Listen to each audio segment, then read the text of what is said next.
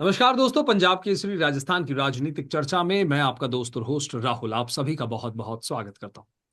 दोस्तों, राजस्थान विधानसभा मंगलवार को अनिश्चितकाल के लिए स्थगित कर दी गई। 16वीं विधानसभा का दूसरा सत्र हंगामे की भेंट चढ़ गया। सत्र के दौरान हंगामे के बीच विधायी कार्य संपन्न हुए। आज अंतिम दिन भी निलंबित विधायक मुकेश भाकर के मामले को लेकर विपक्ष ने काफी हंगामा किया। हंगामे के बीच ही सदन की कार्यवाही जो है वो जारी रही। सत्र के अंतिम दिन की शुरुआत हंगामे से हुई। प्रश्नकाल शुरू होते ही विपक्ष ने मुकेश भाकर का निलंबन वापस लेने की मांग करते हुए नारेबाजी शुरू कर दी। विधानसभा में भारी हंगामे के बीच कांग्रेस विधायक मुकेश भाकर को 6 महीने के लिए निलंबित भी कर दिया गया है। इसके बाद स्पीकर ने सदन की कार्रवाई को अनिश्चितकाल के लिए स्थगित कर दिया। इन सब घटनाक्रमों के बीच सबसे अहम सवाल यह है कि लोकतंत्र के मंदिर में जहां जनहित के मुद्दों पर सार्थक चर्चा होनी चाहिए थी, वहां इस प्रकार का हंगामा कहां तक उचित है। इन सब मुद्दों पर चर्चा करने के लिए हमारे साथ जुड़ गए हैं दो खास मेहमान। बीजेपी से हमारे साथ हैं सुरेश गर्ग जी। सुरेश जी, आपका बहुत बहुत स्वागत है। और कांग्रेस से प्रवक्ता हमारे साथ है प्रियदर्शी भटनागर जी। प्रियदर्शी जी, आपका भी बहुत बहुत स्वागत है सर। जी नमस्ते। जी, इस चर्चा को आगे बढ़ाएं तो सबसे पहले इस पूरे मामले को लेकर ओपनिंग नोट लेना चाहूंगा सुरेश जी आपसे। क्या कहेंगे, विधानसभा में कितना हंगामा कितना काम, इसको लेकर ओपनिंग नोट सर आपका। देखिए राहुल जी, आपने देखा होगा मुकेश भाकर जी जिस जी तरीके से सदन के अंदर बदतमीजी से पेश आए और जी अध्यक्ष जी के लिए अशोभनीय भाषा का इस्तेमाल किया और जिस तरह से अध्यक्ष जी की तरफ इशारा कर रहे थे वो जी बिल्कुल सरासर गलत था। और अध्यक्ष जी के बार बार कहने के बावजूद भी मुकेश भाकर जी मान नहीं रहे थे और उनको सदन से बाहर निकालने की बात की थी। इसके बावजूद भी वो सदन में रहे, तो फिर अध्यक्ष जी को उनके खिलाफ संज्ञान लेना पड़ा और 6 महीने के लिए उनको निलंबित कर दिया गया। तो जी आप ये देखिए कि 1975 के अंदर इमरजेंसी लगी थी जी हिंदुस्तान के अंदर। इसके बाद में इंदिरा गांधी चुनाव हार गई थी। इंदिरा जी गांधी के चुनाव हारने के बाद में उनके पीए ने इंदिरा गांधी से पूछा था कि अब आप क्या करोगे। तो इंदिरा गांधी का जवाब था कि अराजकता का माहौल बनाना है। तो आज उसी पद चिन्हों पे कांग्रेस चल रही है। जब इंदिरा गांधी ने अपने पीए को बोला था कि हम जी चुनाव हार गए, अब अराजकता का माहौल, तो इन्होंने वही उसी पद चिन्हों पे चल के कांग्रेस वही काम कर विनय रही है भाई, कि जी अब दाऊद जब को बता विपक्ष दो में ये बैठने जाके की जब ले नौबत जाएंगे। आ गई तो जी विपक्ष में बैठने के बाद में ये केवल अराजकता का माहौल बना रखा, लोकसभा में भी अराजकता का माहौल बना रखा और विधानसभा में भी। तो कांग्रेस को सोचना चाहिए कि भाई आपको विपक्ष में अगर जनता ने बिठाया तो उसका सम्मान करना चाहिए, लेकिन ये जी सम्मान करना ही नहीं जानते। ये इंदिरा गांधी के पद चिन्हों पे चल रहे हैं। जी प्रियदर्शी जी, आपका रुख करना चाहूंगा। क्या कहेंगे, विधानसभा में जो आज का हमारा मुद्दा है, विधानसभा में कितना हंगामा और कितना काम हो रहा है, जनता भी देख रही है। ओपनिंग नोट सर इस मुद्दे को लेकर आपका। देखिए, विधानसभा सभापति स्पीकर का पद एक संवैधानिक है। जी और यह माना जाता है कि वो इस स्थिति में इस पद पर आने के बाद में जो स्पीकर का पद गरिमामयी पद है, जी उसको पार्टी की विचारधारा और निजी बात से ऊपर उठ के निर्णय करना चाहिए। लेकिन सदन में जो कार्रवाई देखी गई, जी उससे साफ तौर पर यह प्रतीत होता है कि वो किसी न किसी राजनीतिक विचारधारा से प्रेरित होकर एक तरफा कार्रवाई की गई, जिसका जी कांग्रेस पार्टी पुरजोर विरोध करती है। अब आज का घटनाक्रम देखिए। कांग्रेस पार्टी के द्वारा एक जायज मांग की गई थी। उस जी जायज मांग को ह- हटाया गया, उसको माना नहीं गया। उसके बाद में मार्शलों के द्वारा जी कांग्रेस की महिला एमएलए के साथ में मारपीट करी गई। दुर्भाग्यपूर्ण ये घटना थी। उसके बावजूद भी जो कार्रवाई की गई वो एक तरफा की गई। अगर कोई विवाद होता है तो दो पक्षों के बीच में होता है, तो कार्रवाई या तो जायज तब ठहराते कि आप कुछ न कुछ बीजेपी एमएलए के खिलाफ भी कार्रवाई करते हैं। लेकिन ये कार्यवाही प्रारंभ से ही वन साइडेड थी। देखिए, जैसे मुकेश वाकर जी ने भी साफ तौर पे कहा कि जी सदन में जब जब वो बोलने उठे, तब तब वासुदेव देवनानी जी स्पीकर साहब ने बार बार कहा जी कि मैं सदन के अंदर जो छात्र राजनीति, यूनिवर्सिटी की राजनीति से आए हुए नेताओं, सुधर जाओ वरना मैं सस्पेंड कर दूंगा। ये घटना तो आज की है ही, उससे पहले भी उन्होंने दो तीन बार जब सदन में बोलने का प्रयास किया, तो ये इस तरीके का उद्बोधन जो है वो एक मनोदशा को दर्शाता है, और वो भी एक ग्रसित मनोदशा को दर्शाता है। तो ये एक राजस्थान के लिए, राजस्थान के इतिहास के लिए ये एक तरीके से काला दिवस है और बहुत दुर्भाग्यपूर्ण है। हम उसकी सरासर निंदा करते हैं और हम इसके लिए जन आंदोलन की भी तैयारी कर रहे हैं और हम इसका पुरजोर विरोध करें। जी। प्रियदर्शी जी, चर्चा को आगे बढ़ाएंगे। अगर आप स्पीकर की बात कर रहे हैं तो एक सवाल यहाँ निकल कर ये आता है कि स्पीकर ने सदन में ये भी बोला था कि आप कार्रवाई को प्रॉपर वे में चलने दीजिए, तभी मैं आपकी बात सुनूंगा। जब इतनी बात हो गई थी तो उसके बाद हंगामे की जरूरत क्या थी आखिर? देखिए, बिल्कुल मैं आपकी बात से सहमत हूँ। जब जी। उन्होंने ये बोला, उन्होंने इसके साथ में ये कंडीशन भी दी थी कि सबसे पहली चीज तो आप प्रश्नकाल के बाद में मैं इस संदर्भ के अंदर निर्णय लूंगा। जी। नेता प्रतिपक्ष इस संदर्भ के अंदर ये बोलने उठे कि हमारी मांग है कि आप इसको पहले डिसाइड कर दें। जी। उनको इस बात को बोलने देने से पहले भारतीय जनता पार्टी के एमएलए ने उनको रोका। आज नेता प्रतिपक्ष का पद भी मुख्यमंत्री के समकक्ष होता है, उसके बराबर ही होता है, विपक्ष का नेता होता है वो। तो उनको बोलने से रोका गया, उनके साथ में असभ्य भाषा का उपयोग किया। तो ये इन्होंने माहौल तो इन्होंने खुद ने क्रिएट किया, भारतीय जनता पार्टी ने, जी। क्योंकि ये एक सोची समझी साजिश के तहत जोगाराम जी पटेल, गर्ग साहब, जोगेश्वर गर्ग साहब, इन सब लोगों के द्वारा तय करके पहले से ही मानस बना लिया था कि ये कुछ ऐसा करेंगे, और उन्होंने ऐसा करा जो बड़ा दुर्भाग्यपूर्ण है। जी। सुरेश जी, आपका रुख करना चाहूंगा सर। कई आरोप जो है प्रियदर्शी जी लगा रहे हैं कि बीजेपी ने ऐसा करा वैसा करा। तो एक सवाल यहाँ निकल कर ये आता है, क्या पक्ष जो है वो विपक्ष को सुनना नहीं चाहती, या विपक्ष सिर्फ हंगामा करता है सदन के अंदर? क्या कहेंगे सर? देखिए, आपने देखा होगा कि जब से विधानसभा चालू हुई है तब से इन्होंने अराजकता का माहौल बना रखा है। जी। ये सुनने को पसंद ही नहीं कर रहे हैं। आप ये देखिए कि ये अपनी बात कह रहे हैं, लेकिन अगर मान लो सदन के अंदर सदन का नेता बोल रहा है या सदन का मंत्री बोल रहा है तो वो सुनने को पसंद ही नहीं करते हैं। अब भाकर जी ने क्या किया, जब सदन से उनको निकालने की बात थी, मार्शल आए, मार्शल के साथ भी बदतमीजी से पेश आए। दो मार्शल को इन्होंने काटा है, दो मार्शल घायल हुए हैं, उसमें से एक महिला भी है। अब बताइए ये कैसी हरकतें हैं? ये जी। हरकतें वही दोहरा रहे हैं जो एक इंदिरा गांधी जी ने 1975 में इमरजेंसी के बाद में जो दोहराई थी कि जी। अराजकता का माहौल बनाना, अगर अपन को विपक्ष में बैठना है तो वो ही वही माहौल ये बना के इसी स्थिति की कर रखी है विधानसभा के अंदर। अरे भाई, आपको कार्यकर्ताओं ने मतलब जनता ने जिता के भेजा है। विधानसभा में लाखों करोड़ों रुपए का खर्च होता है, विधानसभा चलती है। उस बिल्कुल। विधानसभा के लाखों करोड़ों के खर्चे को हंगामे के अंदर भेंट चढ़ा देते हैं।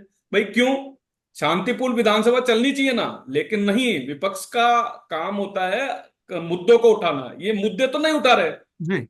हम कह रहे हैं कि भाई आप मुद्दे उठाइए, आपके मुद्दे हैं उनको आप उठाइए। अब आप देखिए कि विधानसभा के अंदर क्वेश्चन जो लगे हैं उसमें 70% क्वेश्चन भारतीय जनता पार्टी के विधायकों के हैं, 30%, मात्र 30% क्वेश्चन कांग्रेस के हैं, और जी। 70% भारतीय जनता पार्टी के। तो इससे कांग्रेस के विधायकों की उपयोगिता का पता चल जाता है कि इन्होंने विधानसभा में क्यों नहीं क्वेश्चन उठाए अगर मान लो कोई प्रॉब्लम है तो जी। यह साबित होता है कि केवल इनको अराजकता का माहौल बनाना है, और राजस्थान जो एक शांति प्रिय प्रदेश है उसमें अराजकता का माहौल बनाना है। जी। सुरेश जी, आप मानते हैं कि जिस तरह का हंगामा जो है सदन में हमें आजकल देखने को मिल रहा है पिछले कुछ दिनों से, तो उस वजह से कहीं ना कहीं जनहित के मुद्दे जो हैं वो कहीं ना कहीं भटक जाते हैं? निश्चित रूप से। देखिए क्या होता है कि जनहित के मुद्दे, अगर मान लो बहस होती है, एक सौहार्दपूर्ण माहौल के अंदर बहस होती है तो अच्छी बात है ना। जनता को भी पता लगता है कि विपक्ष के अंदर विपक्ष के नेता ने उन्होंने और विपक्ष के जितने भी विधायक है उन्होंने कोई मुद्दे उठाए हैं और उस पर जी। बहस हो रही तो बहुत अच्छी बात है। लेकिन ये बहस होने ही नहीं देते, काम को रोकने की आदत एक तरीके से बन गई है। तो अब मुख्यमंत्री जी ने पिछले 7 साल 7 महीने के अंदर जी। राजस्थान में जो काम किया है वो इनको पच नहीं रहा, क्योंकि इन्होंने 5 साल तक कुछ भी नहीं किया। लेकिन मुख्यमंत्री जी ने वो 7 महीने के अंदर वो काम कर दिया जो ये 5 साल तक नहीं कर पाए। हमने हमारे घोषणा पत्र के 50% से ज्यादा काम पूरे कर लिए। ये जी। इनको पच नहीं रहा कि अरे यार, ये तो एक किसान का बेटा, एक गरीब का बेटा मुख्यमंत्री बन गया, तो इनको पच नहीं रहा। और वो उसको माहौल को खराब करने की कोशिश कर रहे हैं। बिजली के अंदर आप देख लीजिए, बिजली के जी। अंदर हमने, आप देखिए, 7 महीने के अंदर 1 रुपए का बिजली के अंदर कर्जा नहीं लिया। ये बहुत बड़ी उपलब्धि है, 1 रुपए का कर्जा नहीं लिया। और कम से कम दो लेकिन लाख अगस्त पच्चीस से बिजली हजार के बिल भी करोड़ बढ़ने वाले हैं, बिजली की दरें महंगी होने वाली है सर। निश्चित रूप से वो भी इन्हीं की वजह से।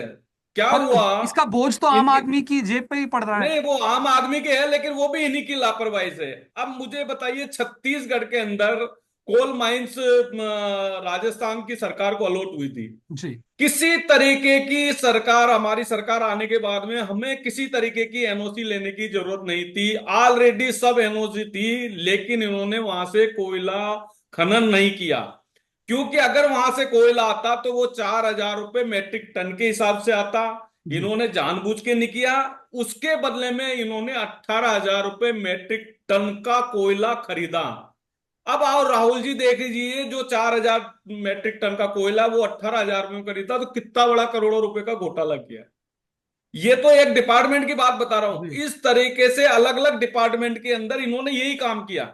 1 रुपए का भी इन्होंने थर्मल जी प्लांट हो या कोई सा भी हो उसको चलाने की कोशिश नहीं की। अब दूसरी बात, ये कहते हैं कि साहब यहाँ पे उत्पादन क्षमता सोलर एनर्जी राजस्थान में सबसे ज्यादा है। जी जब 20,000 मेगावाट से ज्यादा सोलर एनर्जी राजस्थान में है, लेकिन उस सोलर एनर्जी में राजस्थान को कितनी मिल रही है?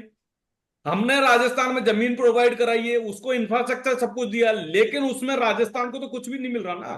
तो आपको इन चीजों को भी ध्यान में जी रखना चाहिए कि उस महीने जो यहाँ पे प्रोडक्शन हो रहा है उसमें से कुछ ना कुछ तो राजस्थान को मिलना चाहिए ना। जी लेकिन उस चीज पे भी ध्यान नहीं दिया। दूसरा, इन्होंने महंगी रेट पे बिजली खरीदी। जी उसमें एक एमओयू इन्होंने किया था कि अगर एमओयू किया था उसमें लगभग 20 लाख यूनिट इनको वापस भेजनी थी। जो आप देखिए गर्मी का पीक सीजन होता है उसमें जी हमको महंगी रेट में बिजली खरीद के दूसरे राज्यों को, दूसरे जो जिनसे कमिटमेंट था उनको रिटर्न करनी पड़ी। तो ये सब चीजें इन्होंने पिछले 5 साल तक किया। अब हम 7 महीने के अंदर जो राजस्थान में एक अच्छा माहौल बनाने की कोशिश कर रहे हैं, राजस्थान में सुशासन देने की कर रहे हैं, तो उसको ये इनको पसंद नहीं आ रहा, इसलिए वो हंगामे की भेंट चला गया। तो जी ये सब चीजें, क्योंकि मैंने आपको शुरू में ही बताया था कि इमरजेंसी के बाद इंदिरा गांधी ने अपने पीए को बोला था, जी वही माहौल ये बनाना चाहने की कोशिश कर रहे जी प्रियदर्शी जी, आपका रुख करना चाहेंगे अराजकता का माहौल, जिस तरीके से बीजेपी प्रवक्ता जो है आरोप लगा रहे हैं कि एक सेट टेंडेंसी है जिस पर काम कर रहे हैं इंदिरा गांधी के समय से, अगर जीत नहीं मिली तो अराजकता का माहौल बना दो, क्या कहेंगे इसको लेकर? और साथ ही साथ एक सवाल ये भी महत्वपूर्ण निकल के आया, सुरेश जी ने जो बात रखी कि सदन के अंदर सिर्फ 30% जो सवाल हैं वो कांग्रेस की तरफ से लगाए गए हैं, इसकी क्या बड़ी वजह है? देखिए, मैं मेरी बात की शुरुआत इस चीज से करता हूँ कि जी सत्य को कभी छुपाया नहीं जा सकता, झुठलाया नहीं जा सकता। हमारी मांग जो थी, जिसको दबाने के लिए, गुमराह करने के लिए ये सारा प्रपंच, सारा का सारा षड्यंत्र रचा गया, वो जी वास्तविकता ये थी कि हम लोगों का, कांग्रेस पार्टी का, नेता प्रतिपक्ष का यह कहना था कि जब 1 जुलाई से भारतीय न्याय संहिता आपने लागू कर दी है, जी तो उसको लागू करने के बाद में आपने परिवारवाद, भाई भतीजावाद, जी भ्रष्टाचार, अराजकता, झूठ, धोखा, भ्रष्टाचार, इस सारी चीजों के तहत सरकारी वकीलों की 12 जिलों में नियुक्ति कर दी और खुद विधि मंत्री के सुपुत्र साहब को डबल एजी हाई कोर्ट के अंदर बनाया गया। तो हम सिर्फ ये जानना चाह रहे थे किस नियम, किस प्रोसीजर के तहत बनाया गया। हम पहले से कह रहे हैं, भारतीय जनता पार्टी संविधान लोकतंत्र में विश्वास नहीं करती है और ये संविधान को और लोकतंत्र को खत्म करना चाहती है। इसीलिए इन्होंने उसी कड़ी के अंदर संविधान को दरकिनार करके ये काम किया है। अब इस मुद्दे पे इनके पास बात करने को कुछ था नहीं, इसलिए उन्होंने इस तरीके से अपने एमएलएस को भड़काया और उन्होंने नेता प्रतिपक्ष को बोलने से रोका टोका, अभद्र भाषा का व्यवहार करा, जिससे ऐसा माहौल बना। उस माहौल के बाद में इन्होंने क्या करा, और आज अभद्र सरकार भाषा तो इनकी है। शांति धारीवाल की भी हमने पिछले कुछ दिनों पहले सुनी थी सदन तो के अंदर। बिल्कुल, बिल्कुल उन्होंने, अगर ऐसी कोई भाषा बोली गई थी तो सदन ने उनको दंडित जी भी किया। उसके साथ बाद में उन्होंने उसको क्षमा याचना भी करी, माफी भी मांगी, वो बात और ऐसा उसी जगह पहली बार खत्म हो नहीं गई। हुआ है उससे प्रियदर्शी जी, पहले नहीं, जब उससे शांति पहले धारी। मदन दिलावर, जी फिर आपको मदन दिलावर भी ध्यान होंगे, जी बिल्कुल। आपको उसके पहले मदन दिलावर भी ध्यान होंगे, जी जी जिन्होंने भी जी सदन में माफी मांगी है। तो यह तो, जो माफी मांगी, बात वहां खत्म हो जाती है। लेकिन इसके बाद में सारी चीज क्या हुई, मैं आपके इनकी परिवारवाद पे ये बार बार कांग्रेस के ऊपर, गांधी परिवार पे उंगली उठाते थे। अब जी परिवारवाद कहाँ चला गया? अमित शाह के बेटे को आपने क्या बना रखा है? और अभी आपने राजस्थान के अंदर इसका जीवंत उदाहरण दे दिया। आपने विधि मंत्री, जो खुद कानून मंत्री हैं, जी उन्होंने खुद के हस्ते से, खुद के माध्यम से जो नियुक्तियां होती हैं हाई कोर्ट के डबल एजी अतिरिक्त महाधिवक्ता जैसे बड़े पद के ऊपर, इन्होंने, भारतीय जनता पार्टी विधि मंत्री ने खुद ने अपने बेटे को बना दिया। तो क्या इसके ऊपर राजस्थान की जनता को पूछने का या प्रक्रिया का या न्याय मांगने का अधिकार नहीं है?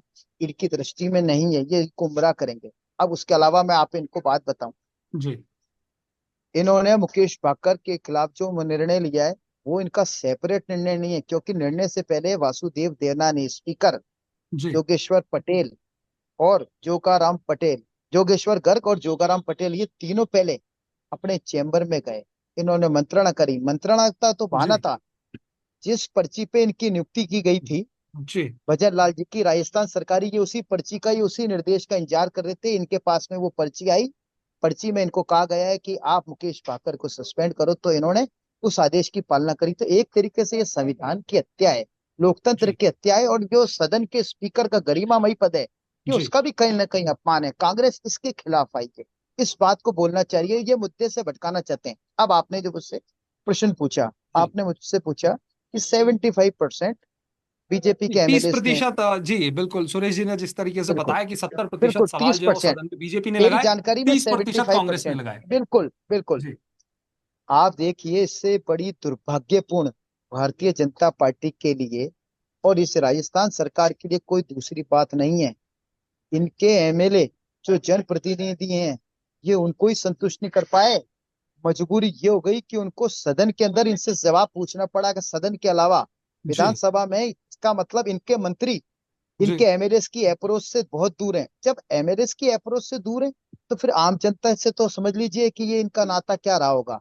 तो ये हम पे बोल रहे हैं, बल्कि उंगलियां तो आज देख लीजिए देश का और प्रदेश का सारा मीडिया इनके खिलाफ उठा रहा है, कि जी भाई आपके एमएलए ही आप संतुष्ट नहीं कर पाओ, वो मजबूरी में सदन में आपसे प्रश्न पूछ रहे हैं और आप उसका जवाब नहीं दे पा रहे हो।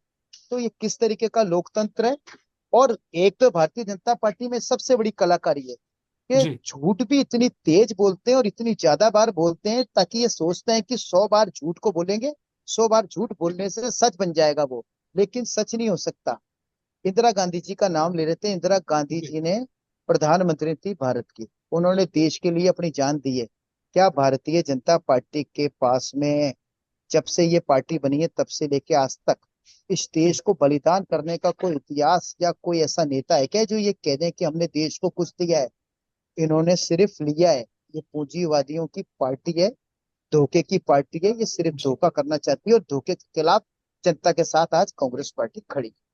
जी सुरेश जी, आपका रुख करना चाहूंगा। जिस तरीके से प्रियदर्शी जी ने कहा कि आपके अपने मंत्रियों के सवाल को सदन में सवाल उठाने की जरूरत पड़ रही है, क्या वजह है? मजबूरी में सदन में प्रश्न पूछने पड़ रहे हैं, जिस तरीके से कांग्रेस आरोप लगा रही है, क्या कहेंगे इस सवाल पर? देखिए राहुल जी, क्वेश्चन क्या था कि भारतीय जनता पार्टी के विधायकों ने 70% प्रश्न पूछे और जी कांग्रेस ने 30%। उसका तो इन्होंने जवाब नहीं दिया कि इनकी क्या नाकामी रही है। ये तो सब अच्छी बात है ना।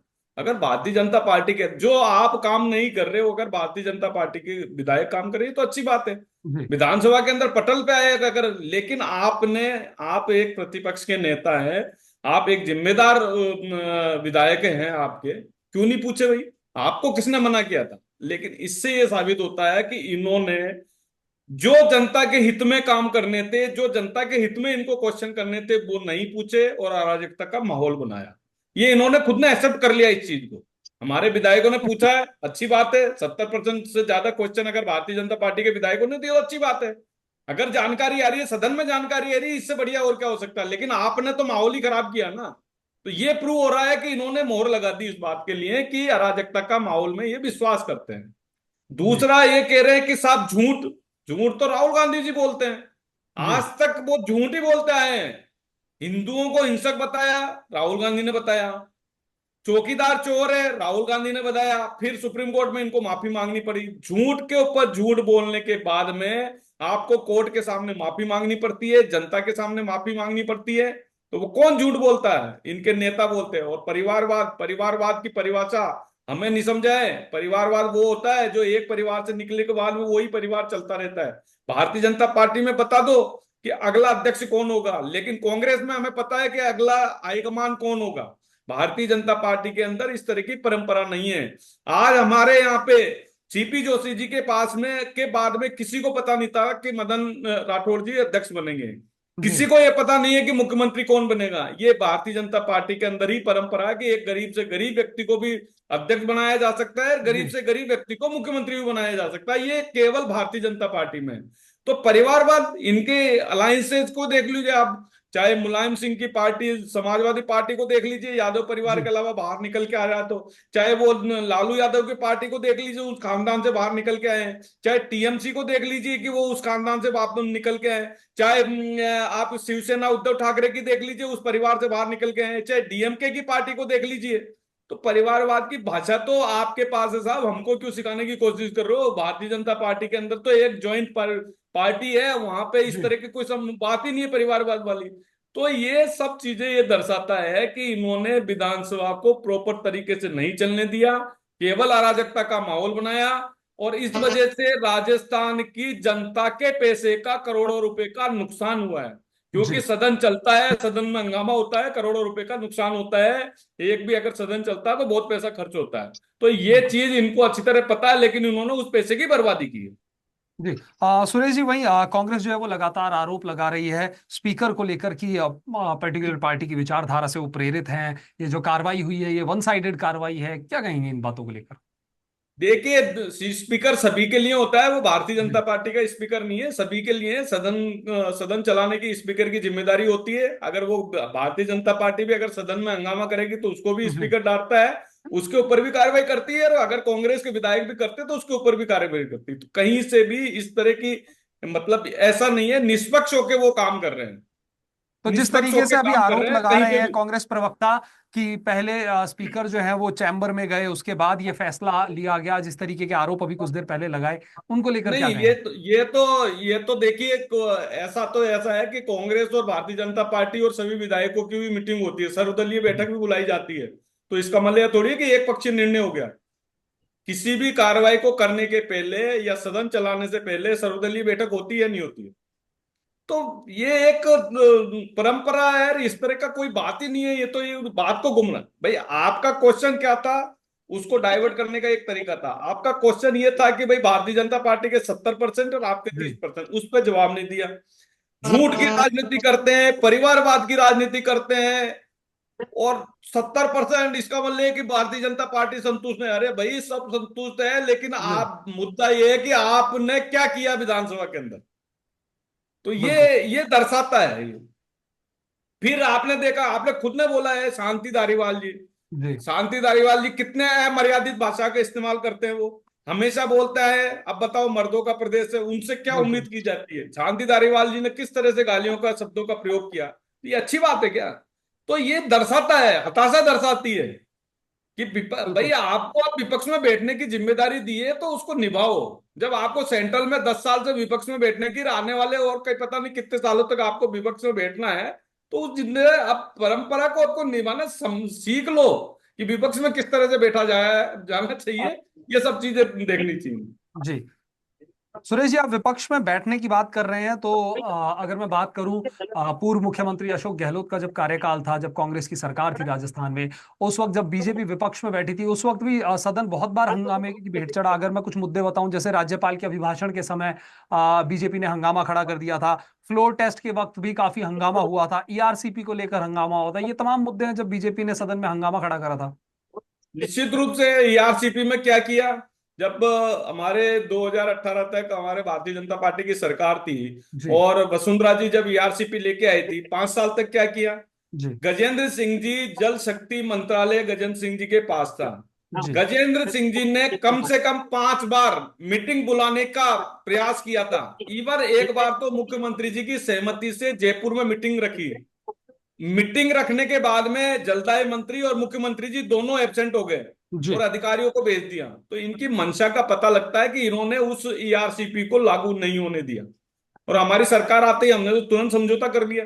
जी फिर ईआरसीपी के अंदर अगर जो जो इन्होंने मसौदा तैयार किया था, उसके अंदर 60% केंद्र सरकार का, 40% राज्य सरकार का था।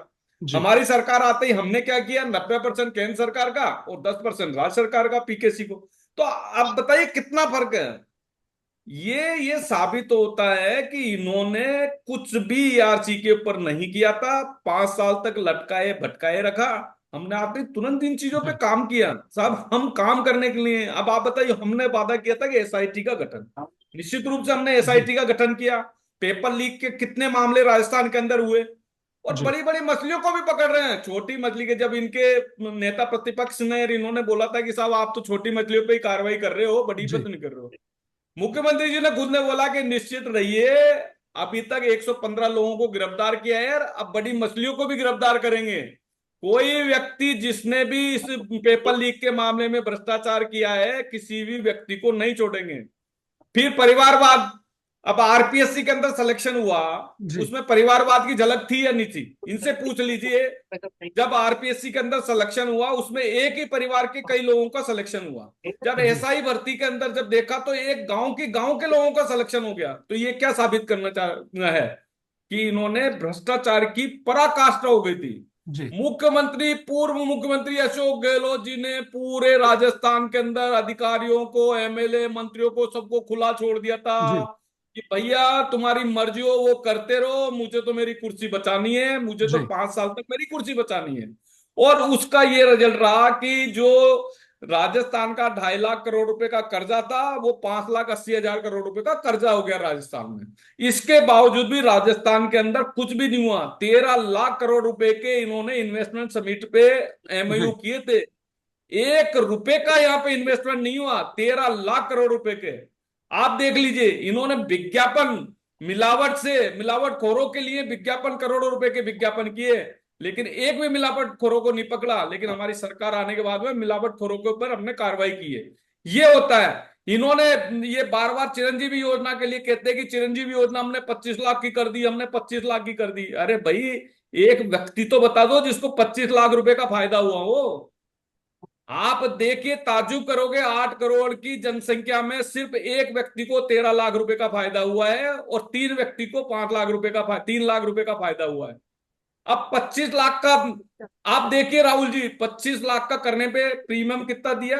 1,300 करोड़ रुपए का। जी अब मुझे ये बताइए, अगर ये 25 की जगह 5 लाख का होता तो 1,300 करोड़ रुपए का प्रीमियम देने की जरूरत नहीं पड़ती। यानी कि उस 1,300 करोड़ रुपए में इन्होंने भ्रष्टाचार किया है। तो ये लोग भ्रष्टाचारी लोग हैं, इन्होंने केवल केवल करप्शन करना, क्योंकि जी इनके नेता ने खुद ने बोला था कि 1 रुपया चल के 85 पैसे भ्रष्टाचार में चला जाता है, और वही उसी का उदाहरण है जी कि 1,300 करोड़ रुपए में पता नहीं कितने पैसे इन्होंने कमाए होंगे। चलिए प्रियदर्शी जी आपसे जवाब चाहूंगा सर। तमाम आरोप जो है बीजेपी प्रवक्ता ने लगाए हैं इस दौरान। साथ ही इनका एक आरोप है कि विपक्ष जो है वो सदन की मर्यादा को समझे और उस तरीके से काम करे। तो एक सवाल जो मैंने सुरेश जी से पूछा था वही सवाल आपसे, क्या पक्ष जो है, सत्ता पक्ष जो इस वक्त है, वो विपक्ष की सुन नहीं रहा या फिर विपक्ष हंगामा ही करेगा? क्या कहेंगे? देखिए, पूरे प्रदेश ने देखा है आज राजस्थान में किस तरीके का माहौल है। आज देवनानी जी ने, स्पीकर ने, सदन अस्थायी तौर पे स्थगित कर दिया। जी हमारे को बोलने का अवसर नहीं दिया गया। सदन में हमने एक जायज प्रश्न किया था जिसका जवाब ना तो गर्ग साहब दे पाए, ना विधि मंत्री दे पाए, ना इनकी पर्ची की सरकार का कोई मंत्री, कोई एमएलए या इस पार्टी का कोई नेता दे पाएगा। हमने सिर्फ ये पूछा था कि विधि मंत्री जी ने जो परिवारवाद के खिलाफ और भ्रष्टाचार के खिलाफ बात करते हैं, उन्होंने अपने सुपुत्र को किस नियम और किस अधिकार के तहत आपने उनको डबल एजी बना दिया। उसका जवाब तो आज भी नहीं मिला है इस प्रदेश की जनता को। गोल गोल गोल गोल गोल गोल घुमा रहे हैं। अरे सच तो बोलिए, सच से क्यों भाग रहे हो, क्यों झूठ पे तुले हुए हो? जनता तुम्हें नहीं बख्शेगी। लोकसभा चुनाव में तुम्हारी पर्ची की सरकार का हश्र आपने देख लिया, अब उपचुनाव में भी आप देख लीजिएगा। भारतीय जनता पार्टी वास्तविकता में राजस्थान के अंदर जब से बनी है, जी खाना पूर्ति के अलावा कुछ नहीं कर पाई। कांग्रेस की योजनाएं, उनका अभी तक तो ये सिर्फ पढ़ के उसका सार निकालने में लगे हुए हैं, लेकिन आज तक ये राजस्थान की जनता को कुछ नहीं दे पाए। चुनाव में ये डबल इंजन की बात कहते हुए मोदी जी जनता को गुमराह करते हुए यहाँ आए थे। Double engine, double engine, double engine, यहाँ पर इंजन सीज हो गया। राजस्थान को बजट में आप ये देखिए, राजस्थान का नाम तक नहीं आया। बजट बजट में राजस्थान को उन्होंने 1 रुपया नहीं दिलवाया। उसके बाद में किस मुंह से खड़े हैं ये ईआरसीपी को, राष्ट्रीय परियोजना जो उन्होंने वायदा किया था चुनाव से पहले, राष्ट्रीय जी परियोजना का ये दर्जा नहीं दिला पाए। और आज बड़ी बड़ी बातें करते हैं। राजस्थान को रेपिस्तान भारतीय जनता पार्टी ने कहा था। आज आप देख लीजिए अपराध के आंकड़े, आज प्रतिदिन 19 दुष्कर्म होते हैं। कांग्रेस के राज में 17 पे ये ढोल पीटते थे, 17 ज्यादा होता है या 19 ज्यादा होता है? किस मुंह से जनता के सामने खड़े हो और झूठ बोल रहे हो, और झूठ बोलने के साथ साथ में अपना ढोल पीट रहे हो ताकि कोई दूसरा सुन नहीं पाए। लेकिन जनता देख रही है, जनता अच्छी तरीके से देख रही है। भारतीय जनता पार्टी राजस्थान में पर्ची पे बनी थी, आज आप देख लीजिए जो केंद्र की सरकार मोदी जी की है वो समझौते पे बनी है। ये दोनों सरकार मजबूरी की सरकारें हैं। ये मजबूरी की सरकारें इस बार जी। ये अपना कार्यकाल भी पूरा नहीं कर पाएंगी। अगर हम्म। ये 3-3 साल निकाल लेना दोनों सरकार, तो आप मान लेना कि इन्होंने बहुत बड़ी उपलब्धि करी है, क्योंकि इनके पास में न सेंट्रल में न स्टेट में कोई विजन नहीं है। राजस्थान को तो ये आज कुछ दिला नहीं पाए, इन्होंने इतनी दूरदर्शिता नहीं है राजस्थान के मुख्यमंत्री ने कि जब तक सेंट्रल से हमें बजट मिला नहीं है उससे पहले ये घोषणा कर गए। आज आप बताइए राजस्थान के ऊपर कितना कर्जा है, कितना कर्जा है? 6 लाख करोड़ के करीब कर्जा है। और आय कितनी है? 2.64। और बजट में घोषणा कितनी करी? 2.90। यानी कि इनको 25,000 लाख करोड़ से ज्यादा कब तक कितना कर्जा लेना पड़ेगा? जी कर्जा लेने के अंदर इन्होंने रिकॉर्ड बनाया है। जितनी आपकी कमाई नहीं उससे ज्यादा तो आपने घोषणाएं कर दी, जितनी आपकी आय नहीं। दूसरी बात, पूरे प्रदेश कर्जे में डूबा हुआ है। आप अपने कमिटमेंट पे पूरा नहीं हो पाए। आज राजस्थान की सरकार इकलौती ऐसी सरकार होगी जो कर्जे की सरकार है। और सबसे बड़ी बात है कि ये यहाँ से चाहते हैं दिल्ली, दिल्ली में इनको कुछ मिलता नहीं है, वो आपने बजट में देख लिया। अब जी बात करते हैं, ये दूसरी बात है, राजस्थान की भारतीय जनता पार्टी ने दुर्दशा कर रखी है। यहाँ पर बजट के बाद इन्होंने रोडवेज का किराया बढ़ा दिया। अभी एक चीज आपने बताई है कि जनता को जी फ्री की बिजली मिल रही थी, एक सुविधा मिल रही थी 100 यूनिट तक। अब इन्होंने सबसे पहले ये घोषित कर दिया कि जो पुराने उपभोक्ता है उसके अलावा नए उन्हीं को उपभोक्ता मिलेगी, ऐड नहीं उसके अलावा करेंगे। कोई नए हाँ, रजिस्टर नहीं होंगे। जी नए रजिस्टर नहीं करेंगे। तो ये अच्छा कदम है, इसको ये अपनी पीठ थपथपाते हैं। आज मान लीजिए, आज कोई बेचारा जो किराए पे प्रियदर्शी जी, मकान समय रहता था समाप्ति की ओर है, थोड़ा जल्दी अपनी बात को खत्म कीजिए सर। जी, मैं साफ तौर पे ये कहना चाहूंगा, ये महंगाई की सरकार है, महंगाई की मार की सरकार है, जी भ्रष्टाचार की सरकार है। और सदन में एक तरफी कार्रवाई हुई है। एक तरफा कार्रवाई के तहत हमारे खिलाफ निर्णय लिया गया है, जिसके जी खिलाफ हम सड़कों पे आएंगे, विरोध करें। चलिए, सुरेश जी, क्लोजिंग नोट लेना चाहूंगा सर आपसे। 30 सेकंड के अंदर अपनी बात खत्म कीजिएगा। क्या आपको नहीं लगता कि सदन में इस तरीके का कोई मैकेनिज्म तैयार होना चाहिए जिससे सदन की कार्रवाई में जो है वो सार्थक बहस हो सके? देखिए, अरे भारतीय जनता निकाल दो पार्टी ने प्रिंट, और प्रिंट निकाल दो ना, सदन के नेता ने नीचे जी और आ जाना। हाँ, विधानसभा अध्यक्ष ने पूरी कोशिश की थी साइन कि करवा दो, सदन अच्छी तरह चले, लेकिन कांग्रेस नहीं दोनों से चाहती। साइन करवा दो। और जी इन्होंने नहीं। बार बार, देखिए, झूठ बोलते हैं। जी महंगाई की बात करते हैं कि अब मुझे साइन करवा दो और बताइए अंगूठी कि करवा दो। राजस्थान में जब हमारी सरकार आई, इसके बाद में हमने गंगानगर में, राजस्थान में 7.5 रुपए प्रति लीटर पेट्रोल के भाव कम किए। जी लेकिन कर्नाटक में इनकी सरकार आने के बाद में 3 रुपए प्रति लीटर इन्होंने कर्नाटक में पेट्रोल के भाव बढ़ाए। 4 रुपए प्रति लीटर इन्होंने हिमाचल के अंदर भाव बढ़ाए। तो जी कौन महंगाई दे रहा है? कांग्रेस दे रही है। ये झूठ बोलते हैं। चलिए। फिर ये कहते हैं कि ऋण, अरे जी भाई, हमारे को 7 महीने के अंदर तो हमने कर्जा लिया ही नहीं। हम बता रहे हैं कि 2018 के अंदर जी 2.5 लाख करोड़ रुपए का कर्जा था, वो 5,80,000 करोड़ रुपए का कर्जा हो गया।